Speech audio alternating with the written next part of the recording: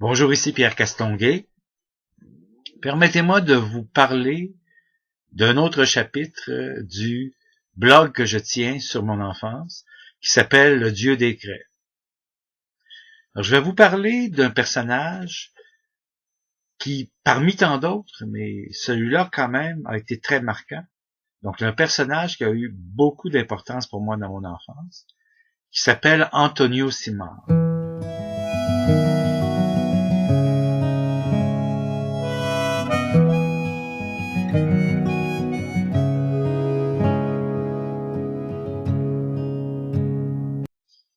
Quand j'étais jeune, il était déjà âgé. Quand il s'est mis à écrire des livres, il avait déjà 77 ans. Et c'était un homme qui était né en 1897. C'était ce qu'on pouvait appeler un ancêtre. C'était un voisin de chez nous. Il vivait dans la rue à l'arrière, la rue Lahaye, et il habitait au 37 rue Lahaye. J'ai encore son numéro de téléphone de l'époque. Alors, c'était inscrit comme ceci: Antonio Simard, 37 rue Lahaye, Pont-Vieux, Ville de Laval, Québec, 669-0675. Et je me souviens encore de ce numéro de téléphone-là parce que je l'ai composé plusieurs fois. Quand j'étais jeune, je vivais une enfance assez pauvre. Mes frères et mes sœurs, nous étions pauvres dans une famille de 5 enfants. Nous avions de quoi manger, mais je me souviens d'avoir toujours porté du linge de fille. C'est-à-dire les pantalons de ski de ma sœur, des chandails de laine, c'était assez neutre quand même, d'hiver, parce que la personne qui était plus vieille que moi dans la famille, c'était ma sœur et non pas mon frère aîné. Donc, je rentrais dans le linge de ma sœur. Donc, tout ce qui était plus ou moins unisexe, donc les pantalons de ski, des choses comme ça, je portais des pantalons de ski de filles et ça m'humiliait énormément. Je détestais être le porteur du linge de ma sœur, même si dans le fond, quand je regarde ça avec un recul, c'était du linge plutôt neutre. Pour le reste, j'étais habillé en garçon, mais ça m'humiliait d'avoir ces pantalons qu'on attache sur le côté avec un bouton. Ah, que j'étais humilié de ça. Je cachais ça, évidemment, sous mes pantalons. Mais quand même, la taille, je trouvais que ça faisait un peu féminin. Donc, on était pauvres, on habillait comme dans beaucoup de familles pauvres, le linge du plus vieux que soi. Et on n'avait pas d'argent de poche, puisque mes parents étaient pauvres. Et il y avait M. Simard, qui était un sage, un philosophe, et qui vendait des chapelets, des images pieuses, des scapulaires, des statues, des bracelets pieux avec des médailles, des livres. Et ce voisin-là avait eu l'ingénieuse idée, et je crois que c'est un des très beaux cadeaux qu'il m'a fait, c'est de dire, vos enfants qui sont capables, s'ils veulent enfiler des perles dans mes cerceaux de fil d'argent, ils nous prêtaient des pinces spéciales pour le faire.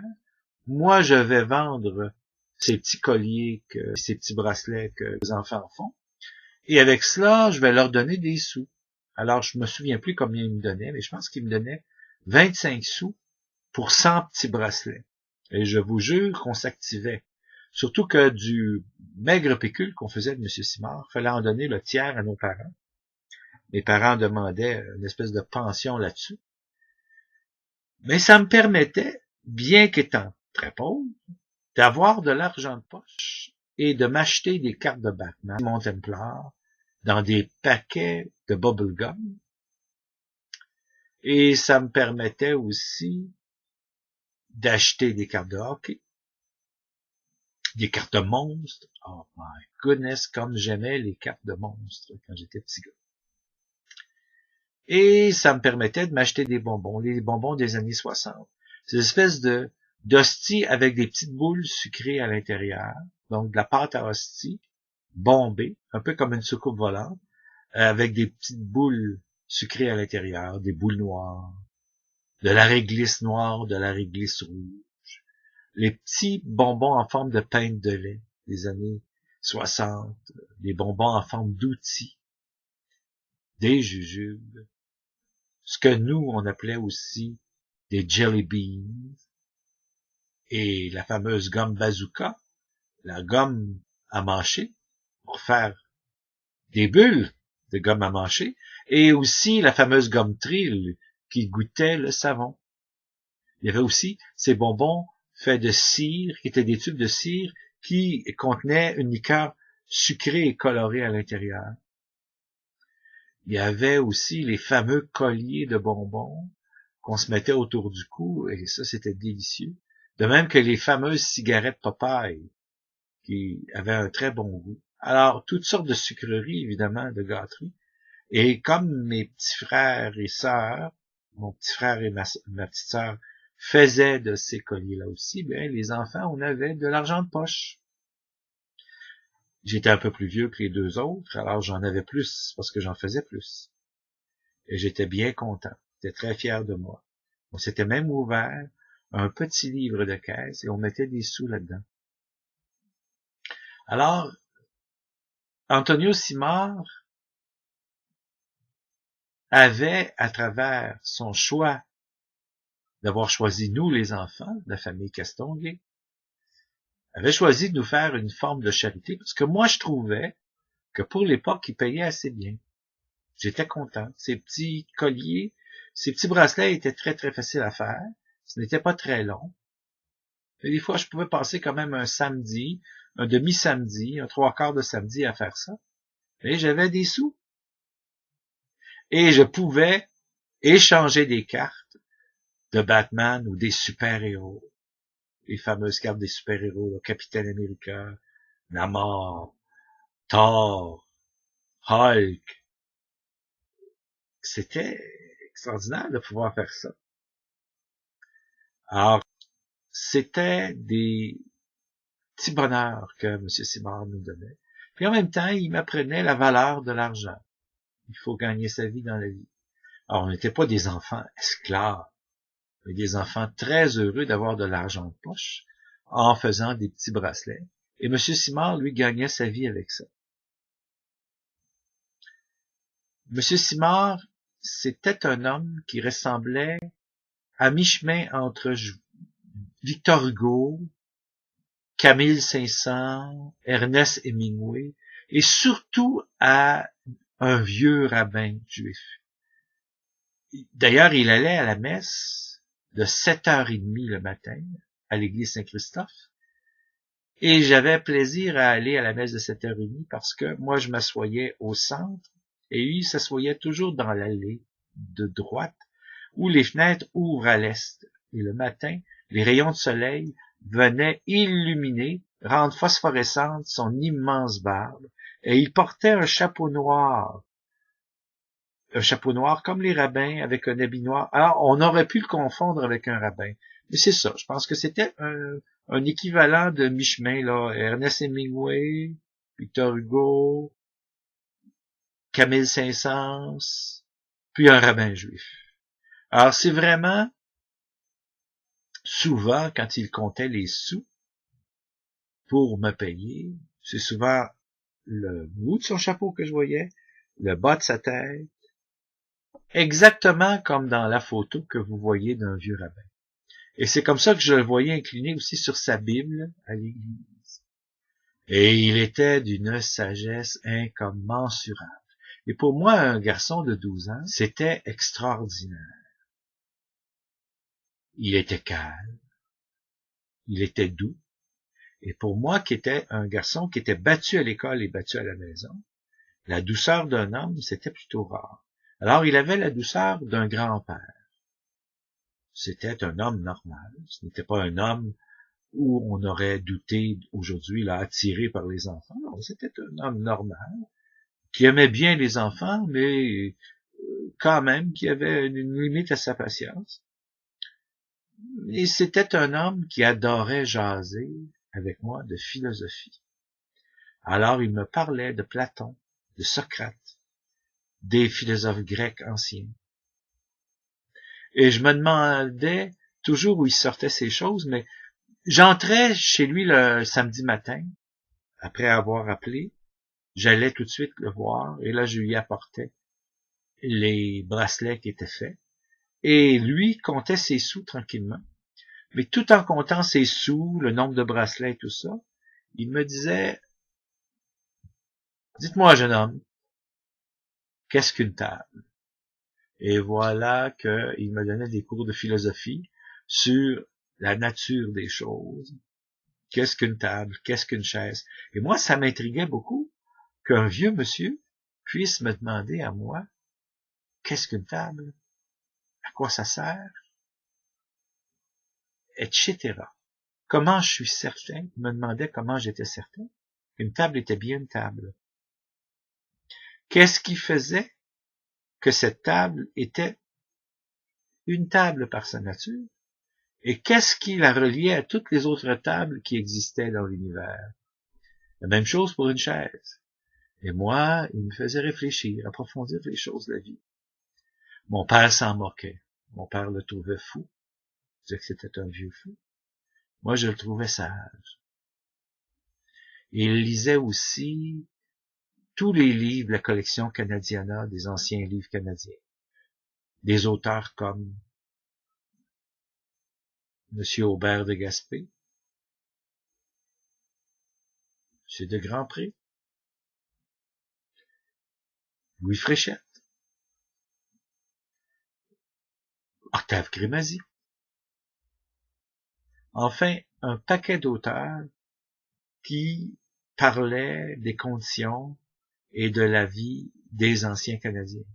Et j'adorais ça. Alors, il avait une culture de la littérature québécoise, ce qu'on appelait dans les années 60 la littérature canadienne-française. Et ces vieux livres, ces vieux bouquins me faisaient rêver. Je me souviens qu'il y avait aussi un sablier. Quand on entrait dans son bureau, c'était une immense bibliothèque. De côté, il y avait une grosse table et de l'autre, un pupitre imposant en acajou avec des tiroirs, avec des palettes de bois rétractables. Il y avait un vieux dactylo,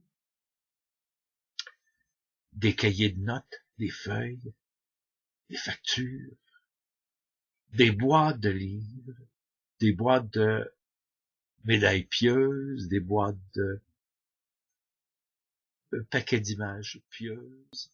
Il y avait une statue de Saint-Antoine de Padoue qui était son patron, un crucifix. C'était une aventure d'aller chez Antonio Simard.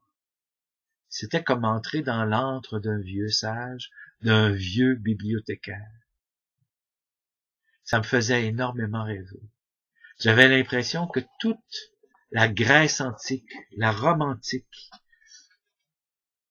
et que le prolongement des arcs-boutants des cathédrales de la période médiévale aboutissait finalement au creux de la bibliothèque du bureau de M. Simard. Chez lui, ça sentait les fruits. Ça sentait quelquefois un peu l'alcool et la fermentation, parce qu'il faisait du vin qu'il mettait dans des seaux de plastique, dans sa baignoire. Et dans ces seaux-là, il faisait fermenter des raisins secs avec du riz. Et ça faisait son vin de riz. Et aussi, il fauchait tous les pissenlits du voisinage et il faisait du vin de pissenlit. Alors, c'était des boires, des petits boires qu'il se faisait comme ça. M. Simard n'était pas du tout un homme immodéré, c'était plutôt un homme d'une grande modération. Il n'était pas un alcoolique, mais il aimait bien prendre son petit verre d'alcool. Quel individu remarquable pour un enfant. D'abord parce que c'était sécurisant, j'allais là, j'étais sans danger, j'étais en présence d'un homme âgé qui était d'une bonté et d'une patience incommensurable. Et pour moi, qui était une espèce d'écorché vif, c'était presque de longuant que de l'entendre me parler, de le voir compter ses sous et me remettre mon argent de poche. Et juste à côté, il y avait un dépanneur qui vendait des bonbons chez Grenier, et des cartes de Batman, des cartes de super-héros, des paquets de gomme, enfin tout ce qu'il faut lorsqu'on est un jeune adolescent qui collectionne les cartes. À cause de lui, j'ai eu des petits bonheurs dans mon enfance, et il n'y avait pas de dichotomie entre moi et mes copains, qui étaient tous plus riches que moi. J'avais autant de cartes à jouer qu'eux autres, et quand on faisait un combat de cartes, eh bien, j'avais un bon paquet, moi aussi. Que de bonheur j'ai vécu d'entrer dans cette bibliothèque, ce bureau-bibliothèque. En fait, c'était l'équivalent d'un salon double. J'aimais l'éclairage presque vespéral qui existait dans cette pièce. L'odeur de vieux papier, l'odeur de vieux livres poussiéreux, mêlée à l'odeur des fruits qui venaient de la cuisine. J'avais l'impression d'être en sécurité quand j'allais chez M. Simard, et j'avais l'impression que toute la sagesse du monde allait aboutir sur ces piles de vieux bouquins. Il était très fier, il avait la somme théologique de saint Thomas d'Aquin, et je me souviens que il en était très très fier. Si ma mémoire est bonne, elle était en 12 ou 24 volumes, mais c'était un de ces deux chiffres-là. J'oserais dire 24 volumes. Et il me la montrait, il m'en parlait, et il la chérissait au plus haut point. Il avait aussi plusieurs vies de saints. D'ailleurs, il vendait des volumes de vies des saints. Alors, je rentrais en contact avec l'histoire de l'Église ancienne, la vie de Saint Patrick, celle de Saint Thomas, celle de Saint Jérôme. Enfin, presque tous les saints dont on nommait les villages du nord du Québec avaient leur histoire de vie dans les livres de M. Simard. Je m'appuyais sur mon avant-bras, la tête inclinée, et il me racontait ces histoires de vieux philosophes, ou encore des livres. Je me souviens de Louis Fréchette, entre autres, originaux et détraqués, si ma mémoire est bonne. Et ça, il me disait avec un peu de malignité, parce qu'il y avait une espèce de antipathie entre mon père et lui. Et quand il parlait d'originaux et détraqués, il disait, tiens, ce serait un bon livre pour ton père. Et comme mon père me battait, peut-être le savait-il que j'étais maltraité par mon père. Alors, c'était de bonne guerre. J'esquissais un mince sourire gêné, et je ne répondais pas à ça. Mais j'étais tout à fait d'accord avec. Je pense qu'à travers ce qu'il avait observé de la maison, il se rendait bien compte que j'étais malheureux en tant qu'enfant. Je pense qu'en me donnant ces petites tâches-là, et en me fournissant des sous, et en me donnant une espèce de philosophie de vie qui était la sienne, il m'ouvrait un univers fantasmagorique. Bien sûr, c'était l'univers religieux, et c'était un univers où il était, je dirais, en retard, parce qu'on était dans le paradigme des années 60, c'est-à-dire le paradigme conciliaire de l'Église, qui, elle, foutait à la porte toutes les vieilleries, tandis que lui, c'était un homme qui était né au siècle précédent, qui était déjà d'un âge avancé. Il était très actif parce qu'il vendait de porte à porte ces choses. C'est le seul écrivain que j'ai connu dans mon enfance. Non pas que je n'ai pas lu de livres d'écrivains et d'auteurs, mais bien que c'est le seul écrivain vivant. Et plus il était un écrivain québécois, et évidemment un petit auteur. Mais là, quand on va à la Bibliothèque nationale, aux archives, il y a 4 volumes de Tonio Simard, 4 que j'ai bien achetés, dûment achetés à l'époque, alors qu'ils n'étaient pas chers. $1,50, $1,25. Et c'était des livres de poésie mystique. C'était une spécialité chez lui, d'écrire de la poésie catholique mystique. Et c'était un mystique, effectivement. Temple de paix, qui était son dernier volume qu'il a écrit, je pense qu'il avait 84 ans. Peut-être même un peu plus vieux que ça. Je sais pas si vous voyez un peu. De toute façon, il y avait Jésus, notre bonheur. Et c'était naïf, hein, naïf à souhait. Ça représentait bien ce vieux vendeur de chapelets, de livres et d'images pieuses, qui gagnait bien sa vie, hein. Il payait sa maison avec ça, son hypothèque, et il se nourrissait. Il y avait aussi un volume 1 et un volume 2 d'un recueil de poèmes qui s'appelait Le ciel commencé, 1 et 2. Alors, Antonio Simard avait le souci d'écrire. À un âge avancé, il avait commencé, je pense qu'il avait ça, 75, 76 ou 77 ans quand il a commencé à écrire. Et finalement, Mystique populaire, un autre recueil de poèmes. Évidemment, c'était de la poésie mystique. Et qui plus est, c'est archi rare, parce que il était en dehors du paradigme. Donc, il écrivait des choses qui étaient des vieilleries que personne ne lisait dans les années 60, surtout pas dans l'Église catholique. Et un peu comme quand Jean-Sébastien Bach a écrit son art de la fugue à la fin, et Jean-Sébastien Bach, mourant, était le dernier compositeur baroque, puisque ça faisait 30 ans qu'on n'écrivait plus dans ce style musical quand Bach est mort. Les fils Bach, d'ailleurs, étaient passés du baroque au style rocaille, un peu rococo, puis pré-classique. Alors, Bach a été le dernier tenant de son univers. Mais je pourrais vous dire que Antonio Simard est à la poésie mystique catholique, ce que Jean-Sébastien Bach a été au baroque, c'est-à-dire le dernier tenant d'un monde qui n'existait absolument plus. Et c'est ce qui rend ces êtres-là si attachants. Je vous dis avec beaucoup d'émotion. Il était attachant parce que c'était un paradigme, un fantôme d'un univers qui n'existait plus. Et c'était probablement le dernier qui avait pour métier de vendre des images pieuses de porte à porte. Et quand il s'est mis à écrire ses recueils, certains ont été édités par des éditeurs, ayant pignon sur rue.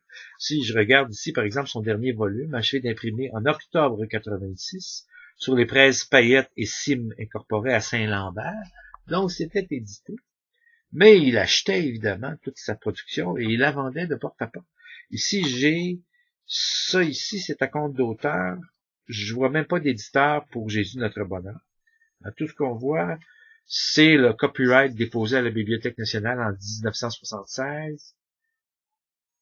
Il y a un petit mot d'un prêtre, Laurent Tremblay, qui dit « Ceci n'est pas l'œuvre d'un théologien, mais d'un humble chrétien qui croit en Dieu et en tout ce que son Église enseigne. » Et c'était exactement Antonio Simard, mais avec une nuance cependant. C'est que sa poésie est d'une naïveté consommée, avec des rimes plates, a, ou on, ou alternante, ou se suivant. C'était quand même un philosophe. Et sa poésie ne tient pas compte de sa pensée critique. Il m'a enseigné l'art d'avoir une pensée critique sur la réalité, sur les choses, et même sur la religion. Alors, c'était un philosophe, mais pas dans sa poésie. Sa poésie, c'est tellement naïf, tellement primaire, que ça en est déconcertant. Je vais vous en lire des extraits tout à l'heure, vous allez voir. Et moi, je riais, je revenais chez moi et je lisais cette poésie-là et je riais à gorge déployée. Parce que ça en était drôle, tellement c'était simple. Aujourd'hui, je regarde ça et j'ai l'impression de fouiller dans des paniers de fraises, de framboises, de myrtilles. C'est extraordinaire. Le ciel commençait. Est-ce qu'il a fait ça? C'était tout à frais d'auteur. Je me souviens d'ailleurs que cet ange-là, que j'ai vu après ça dans d'autres images commerciales, et que lui avait fait dessiner par un bonhomme qui était bon en dessin. Et je me souviens comment il était fier quand il m'avait présenté cet ange-là. Alors, les grandes éditions du Québec incorporées, rue Moncelet à Montréal. des petits éditeurs comme ça. Ici, la mystique populaire, qui a édité ça? Alors, c'est marqué imprimé au Canada. Il n'y a pas de mention d'éditeur. Oui?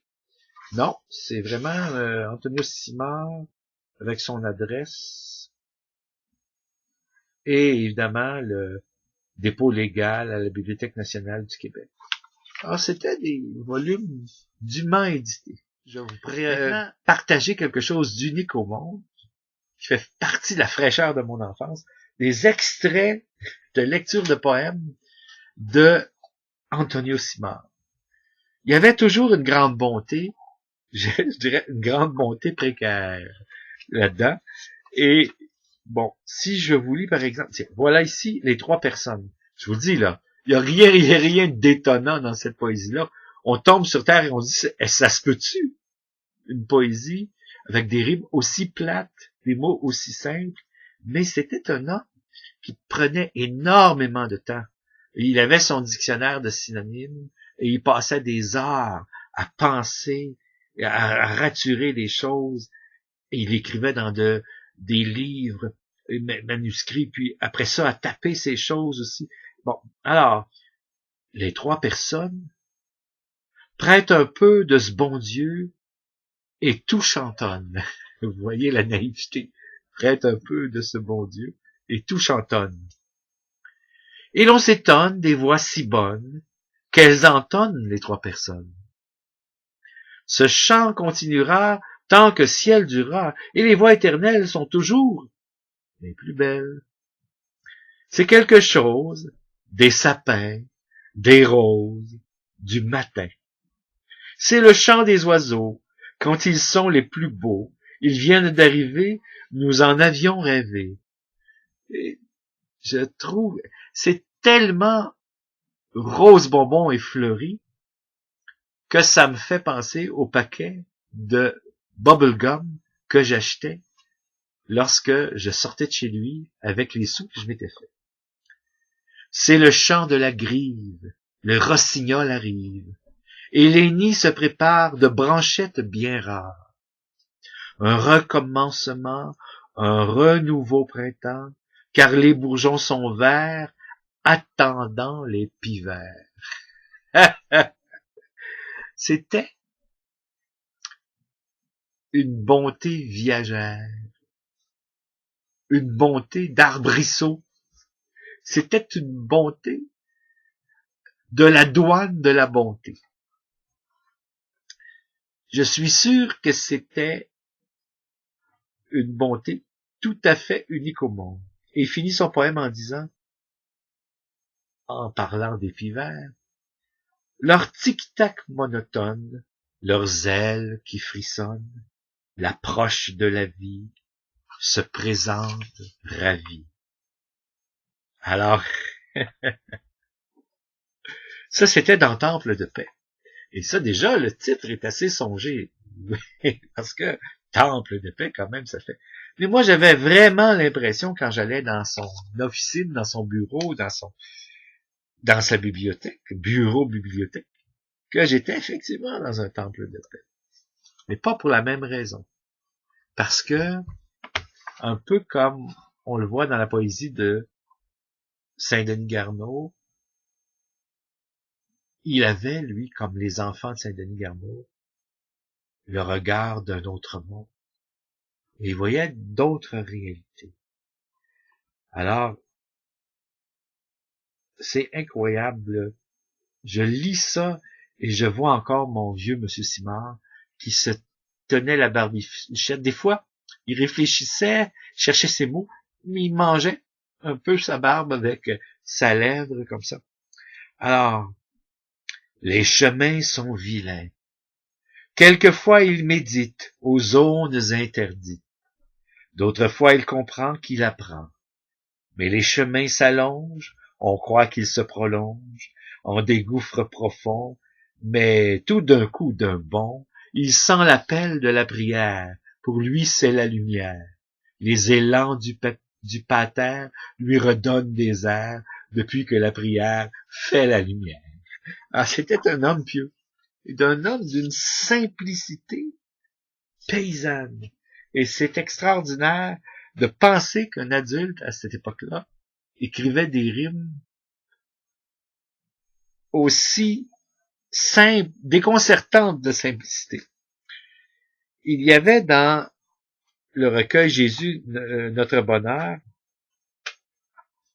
un poème sur la paix. Alors, et je trouve que ça décrivait très bien le vieil homme. Je ne veux plus de la colère, non plus que de la guerre. Je suis fait pour la paix. C'est Dieu qui me l'ordonne et c'est lui qui la donne. Pour entrer dans la vie, dans les âmes ravies, tout le monde l'envie, cette paix sans pareille. C'est loin de la merveille que fabriquent nos veilles. C'est la paix de Jésus pour les temps révolus, non pas celle du monde qui propage et féconde les histoires de l'oncle ou de l'ère satanique.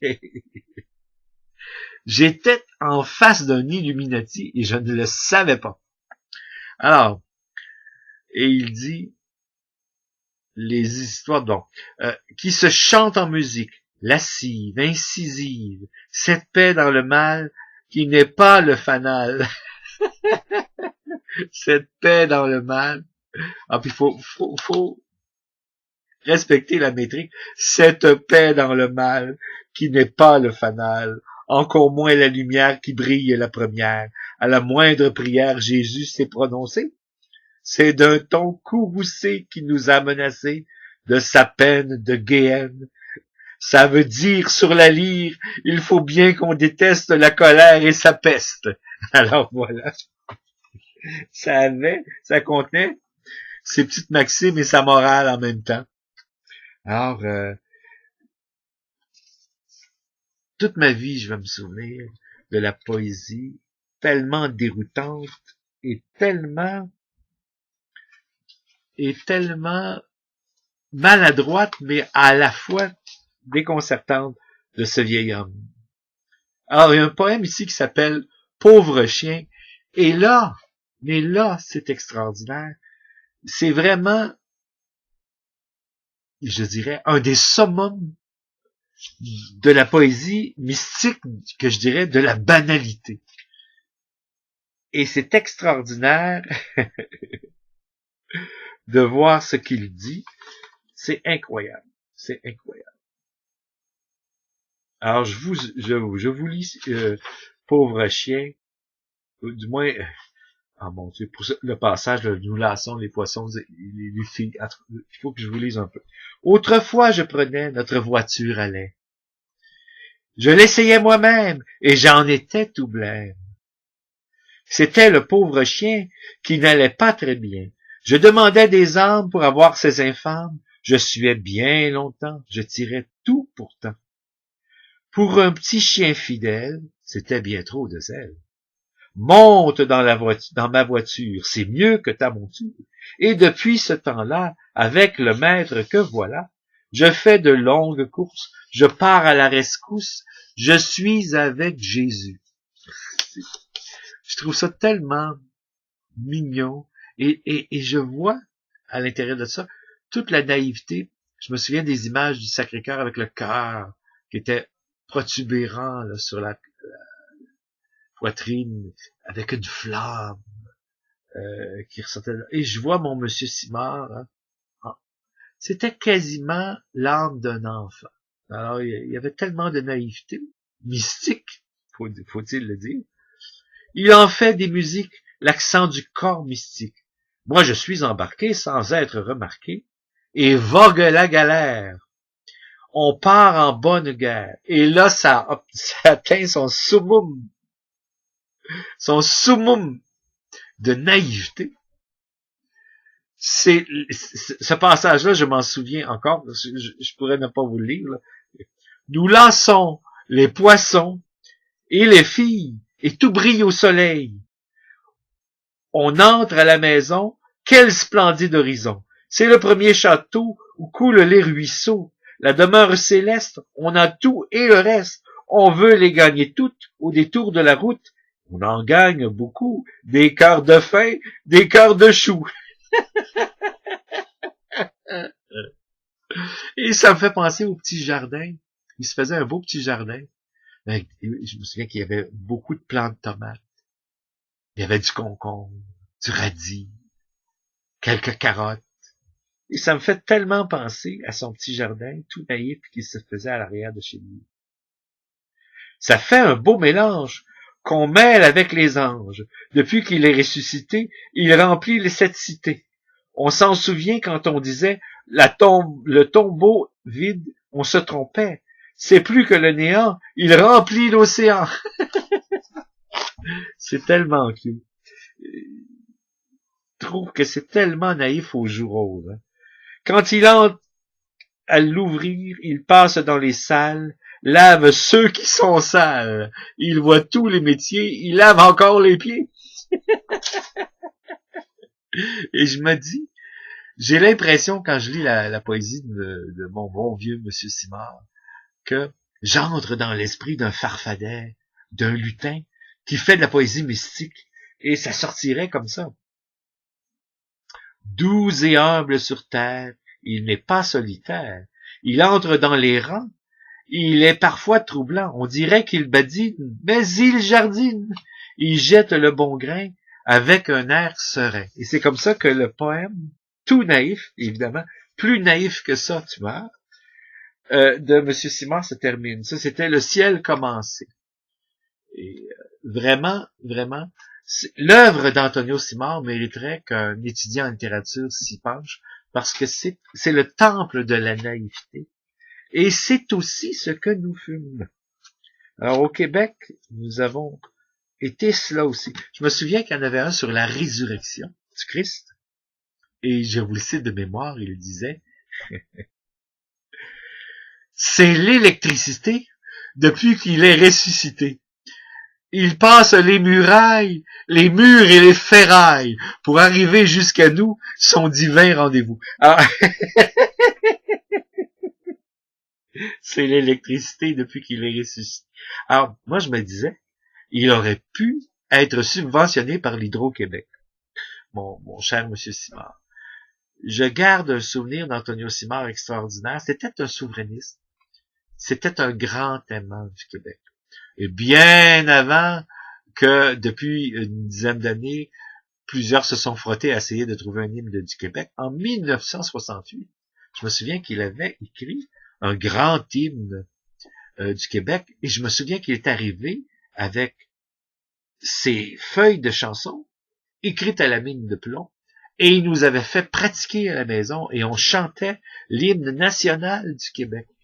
Antonio Simard, 1968, hymne national du Québec. Et c'était très pompeux. Ça n'avait pas oui, ça avait le caractère un peu naïf de l'hymne que Raoul Duguay a écrit. Mais en plus naïf encore, en plus simple. Mais en même temps, là, les mots étaient beaucoup plus empesés. C'était des mots solennels. Il faut penser que c'était un bonhomme qui avait lu l'histoire du Canada de François-Xavier Garneau, qui avait lu les anciens Canadiens de Philippe Aubert de Gaspé, qui avait lu les textes des grands politiciens de l'époque. Alors, il était capable quand même. C'était un hymne national. C'était solennel, c'était sérieux. Ça n'avait pas du tout la maladresse qu'avaient les poèmes que je viens de vous lire. Mais c'était quand même naïf. Et c'était de voir je le trouvais beau, Monsieur Simard. Je trouvais que c'était un beau grand-papa. Hein, cette barbe blanche, cet habit noir, ce grand chapeau. Cette simplicité à la fois, et cette culture, parce que c'était un homme de culture. Alors, comment une tête aussi bien remplie pouvait régurgiter des rimes aussi plates? C'était un mystère pour moi, parce que c'était quand même un homme songeant et songé. Alors, hymne national du Québec. Eh oui, c'était Antonio Simard, ça. Malheureusement, il est mort alors que je ne demeurais plus dans Pont-Vieux, je l'avais perdu de vue. Il est mort quelques années après son dernier recueil. Je ne sais pas en quelle année il est mort. Et j'avais entendu dire qu'il s'était fait écraser par un automobile en traversant la rue. Alors, c'était un homme qui marchait avec une canne, qui avait quand même qui avait la corpulence de Johannes Brahms. Il me faisait penser aussi, tiens, j'avais oublié, à Brahms. Il ressemblait à Brahms, le vieux Brahms. Oui, un portrait de Brahms là, qui ressemble beaucoup à Antonio Simard. Alors, c'était un homme très spécial, et ça demeure un homme très spécial dans mon cœur. Vous savez, il y a rarement dans la vie, on peut rencontrer des gens qui n'appartiennent pas au paradigme actuel, qui sont en décalage par rapport à l'ensemble des valeurs d'un paradigme. Et ça fait des gens tout à fait singuliers et tout à fait importants. Et il était aussi tellement doux et sans danger pour moi en tant qu'enfant, qui était un enfant fragile. Quel bonheur m'a donné ce vieil homme en me fournissant comme ça de l'argent de poche. Je me souviens que il coupait les coins ronds. Bon, s'il manquait 2 colliers ou deux bracelets, il disait « OK, c'est complet. Tu m'en feras d'autres à un moment donné. Tu te reprendras. Il t'en manque, là, mais je vais compléter ton montant. » Il voyait bien que c'était sa façon de nous aider, nous les enfants, qui étions pauvres, à avoir une enfance quand même assez normale au niveau des petits sous, des petites choses, des petites gâteries que normalement on permet à nos enfants. Et oui. Et ça a fait que bien que je me faisais battre à l'école et à la maison, et que j'arrivais souvent en saignant du nez, il y avait sur cette rue de l'école la maison d'Antonio Simard. Et c'était comme un phare dans une île. Et c'était paisible. C'était un centre en soi qui ne chavire jamais. Et j'avais l'impression que sous la maison d'Antonio Simard, les plaques tectoniques se touchaient sans heurts. Et que, à travers cette maison qui contenait des traités de géographie, d'histoire, des recueils de poésie et surtout des livres de théologie, tout ce qui faisait tourner la planète s'y mélangeait et que ça donnait quelque chose d'harmonieux, comme une musique. Ah oui, Monsieur Simard, je vous remercie d'avoir existé dans ma vie. Et je souhaite à tous les enfants du monde de rencontrer un vieil homme de ce type-là. Un enchanteur. Un Merlin l'enchanteur. C'est exactement ça. C'était un magicien des mots. Et avec sa simplicité infantile, il nous rejoignait facilement dans le monde de l'enfance, tout en étant un homme qui avait élevé sa famille, qui avait eu ses enfants. Et ce qui était rare, parce que c'était un grand catholique, et qui s'était séparé de son épouse, parce que ça ne fonctionnait pas bien. Il s'était pas remarié. À l'époque, c'était presque une honte, dans les années 60, de se séparer. Les séparés, il n'y en avait pas beaucoup, les divorcés encore moins. Alors, lui, c'était un homme de foi, qui allait à la messe, et qui était séparé, et qui, encore une fois, montrait une autre façon d'être en tant qu'adulte, qui se tient, qui est cohérent, qui est congruent, puisqu'il n'était pas en couple. Ah, Monsieur Simard, vous étiez tellement différent de tout ce monde, de la superficialité qui nous entourait dans les années 60. Vous étiez un univers à vous-même. Et pour un petit gamin qui découvre le monde, entre vos volumes, vos rimes plates, vos statues et vos scapulaires, il y avait de quoi rêver. C'était beau. C'était beau de voir cette bibliothèque immense avec tous ces livres dans des bibliothèques vitrées. C'était beau de voir cette vieille personne très significative dans sa douceur. Il n'était ni autoritaire, ni laxiste. Il n'était ni faible, ni fort. Il était tout cela à la fois. Il était un peu comme dans La guerre des étoiles, un personnage qui avait de l'air fragile comme Yoda, mais qui était quand même un maître. Antonio Simard était un peu comme ça pour un enfant comme lui. Un maître à penser, tout en étant, mon père disait de lui, mon Dieu qui est baroque. As-tu vu les rimes baroques qu'il fait? Une poésie tout croche. Et mon père utilisait le terme baroque, non pas face à la période en histoire de l'art, mais bien c'était sa façon de dire que c'était tout croché, que ça avait pas de sens. Et il y avait ça, cette espèce de rivalité entre mon père et Monsieur Simard pour accaparer mon attention. Mon père me lisait, lui, des grands passages de la Bible et c'était toujours autoritaire. Ce que M. Simard n'aurait jamais fait. Tout au plus, il m'a déjà lu, je pense, un psaume de David, et c'était un psaume qui était très doux, très, très humble.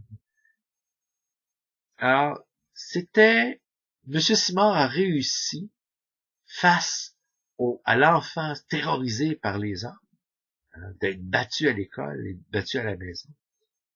Il a réussi à me vendre l'idée que des bons gars, ça existait pareil, que ça existait quand même. Qu'on pouvait être un homme et vivre sa condition d'homme tout en étant bon et avoir même sa part de naïveté. Et il gagnait très bien sa vie. C'était pas un pauvre, ce n'était ni un riche, c'était un homme qui avait toute la nourriture qu'il lui fallait sur le table, et il payait dignement sa maison. Et il vendait de porte en porte. C'était une personne âgée à son propre compte, et qui a travaillé toute sa vie jusqu'à la fin. Quel homme courageux! Quel modèle de courage qu'Antonio Simard. À quelque part dans mon cœur, Antonio Simard, c'est un grand Québécois. C'était un personnage digne des romans de Dostoïevski. Quel personnage, à la fois mystérieux et simple. Ça va demeurer un grand mystère, Antonio Simard. Comment pouvait-il être d'une simplicité enfantine, et à la fois un être qui est très débrouillard, très d'aplomb. Et cet amour qu'il avait pour le Québec et nos grands écrivains d'une époque très révolue, tout à fait ancienne. Cet amour qu'il avait pour les anciens Canadiens. Eh oui. Alors, c'est un homme qui m'a appris à aimer le livre aussi. À aimer lire, écrire. À aimer communiquer et partager, tout comme lui communiquait et partageait son émotion. Ce n'était pas Internet. On était dans les années 70, mais il communiquait avec autant de gens que ceux qui sont sur Twitter ou sur Facebook, puisqu'à chaque jour, il faisait des centaines de maisons, des centaines de portes, et il communiquait avec plein de gens pour vendre ces choses. C'était un communicateur. Et en tant qu'écrivain, il en a vendu des livres. Moi, j'ai vu des caisses et des caisses de livres rentrer chez lui. Il faisait imprimer à frais d'auteur. Mais comme il vendait ces livres peu chers, 2-3 $, alors il en a vendu et vendu et vendu. Et ce qui m'a donné l'idée de vous en parler aujourd'hui, c'est que je suis allé à la friperie, que j'ai trouvé à la friperie un exemplaire d'un de ses recueils de poèmes. Ensuite, je suis allé sur Internet et j'ai vu qu'il y avait un des exemplaires des recueils de poèmes mis sur un site comme eBay, là, et l'individu disait « Poète mystique québécois, rare ». Et oui, mais moi, c'était mon voisin de la rue dans l'arrière. Il existe des êtres comme ça, d'une grande, grande bonté, d'un calme profond. Il était exactement comme la musique de Brahms, c'est-à-dire profond et salin comme la mer, Antonio Simard. Je suis sûr qu'Antonio Simard, il était digne des grands gouffres, des grandes abysses marines, et il était une de ces créatures des fonds profonds de l'océan qui n'existaient plus. C'était en lui-même un fossile, un homme fossilisé. C'était un dinosaure d'une autre époque. Et c'était tellement fascinant que d'avoir pour voisin un dinosaure d'une autre époque, qui était d'une sincérité désarmante et d'une bonté. Et imaginez, pour un enfant qui vivait dans un quartier qui était très, très difficile, c'était un quartier de violence, Pont-Vieux, il y avait un havre de paix, juste à côté de mon école, et c'était chez Antonio Simard. Il avait vécu des choses difficiles. Je me souviens aussi de la bonté de son épouse quand elle était avec lui, qui organisait des jeux pour nous, les enfants, et qui sculptait des personnages dans des patates pour nous faire sourire. C'était une personne presque aveugle, qui avait un grand handicap visuel. Et que c'était un beau couple, c'était de bonnes personnes. Et finalement, ça n'avait pas fonctionné. Je pense qu'à un moment donné, il y avait un de ses enfants qui avait fait une tentative de suicide. Et ça avait désuni le couple. Il y avait eu des choses. Et madame était partie. Je pense à la demande de monsieur, d'ailleurs. Mais il a toujours respecté son épouse. Jamais je n'ai entendu parler contre son épouse. Et jamais il n'a refait sa vie. Il est resté fidèle à son épouse, même si elle n'était pas là. Étrange personnage d'un autre siècle. 1897, M. Simard. Ça veut dire qu'il aurait beaucoup plus que 100 ans maintenant, parce qu'en 97, il aurait eu 100 ans. C'est une grâce dans la vie que d'être en contact avec un ancêtre. Alors, c'était un passage de mon blog Le Roi des Craies, et c'était le personnage d'Antonio Simard. Maintenant que je vous l'ai nommé, je vais pouvoir vous le faire interagir dans mon blog, parce que je n'ai pas tout raconté sur M. Simard. Il s'en faut. Mais j'ai dit l'essentiel.